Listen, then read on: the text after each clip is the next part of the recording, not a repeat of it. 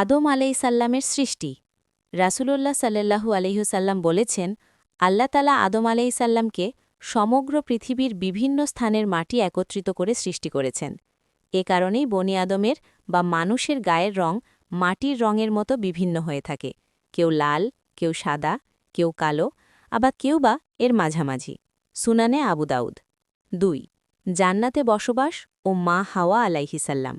আল্লাহ আদম আলাইসাল্লামকে সৃষ্টি করার পর তার বাম পাজরের হাড় থেকে মা হাওয়া আলাইহিসাল্লামকে সৃষ্টি করেন।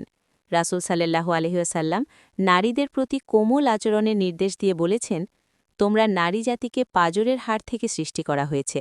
সহিহ বুখারী। ৩ নিষিদ্ধ বৃক্ষ ও পৃথিবীতে আগমন। আল্লাহ তাদের জান্নতে থাকতে দিয়েছিলেন এবং শুধু একটি নির্দিষ্ট গাছের ফল খেতে নিষেধ করেছিলেন, কিন্তু শয়তানের প্ররোচনায় তারা সেই ফল খেয়ে ফেলেন। এতে তাদের জান্নাতি পোশাক খুলে যায় এবং তারা লজ্জিত হন। এরপর তারা আল্লাহর কাছে তওবা করেন। আল্লাহ তাদের তওবা কবুল করেন, কিন্তু পরীক্ষার ক্ষেত্র হিসেবে তাদের পৃথিবীতে পাঠিয়ে দেন। ৪ আল্লাহর কাছে ক্ষমা প্রার্থনা।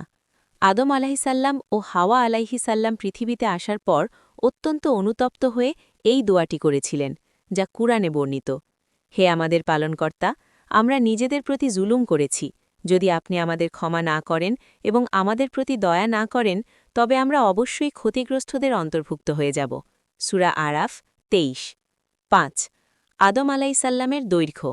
হাদিসে এসেছে, আদম আলাইসাল্লাম যখন সৃষ্টি হয়েছিলেন তখন তার উচ্চতা ছিল ৬০ হাত। জান্নাতি মানুষরাও এই আকৃতিতেই জান্নাতে প্রবেশ করবেন। সহিহ বুখারী। আদম আলাইসাল্লাম ও হাওয়া আলাইহিসাল্লামের এই কাহিনী আমাদের শেখায় যে মানুষ হিসেবে ভুল হওয়া স্বাভাবিক, কিন্তু গুরুত্বপূর্ণ হল আল্লাহর কাছে বিনয়ের সাথে ক্ষমা চেয়ে সঠিক পথে ফিরে আসা।